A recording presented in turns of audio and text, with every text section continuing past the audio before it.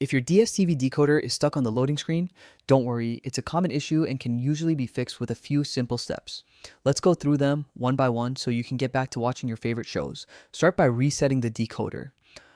Unplug it from the power source and leave it unplugged for about a minute. This helps clear minor glitches or signal issues and gives your decoder a fresh start. Next, check the alignment of your satellite dish. Make sure it's properly positioned and that all cables are securely connected.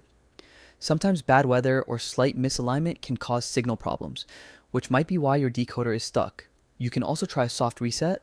Hold down the standby button on your decoder for 10 to 15 seconds. This clears temporary glitches that could be causing the problem. Another helpful step is checking for error codes through DStv self-service on their website or the My DStv app. Clearing these error codes can sometimes resolve the issue instantly. Make sure your decoder software is up to date. If your decoder is connected to the internet, go to Settings, System Updates, and check for any available updates. Outdated software can often cause loading problems, so installing the latest version might fix things. If none of that works, you can try a factory reset as a last resort. Go to Settings, System Settings, Reset Decoder Settings. This will restore your decoder to its original settings. But remember, it will erase any personalized settings, so only use this if other steps haven't worked. Finally, if the issue still isn't resolved, it's a good idea to contact DStv customer support.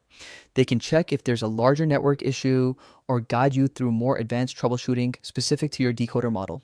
By following these steps, most loading screen issues can be fixed quickly, so you can get back to enjoying your favorite channels without stress.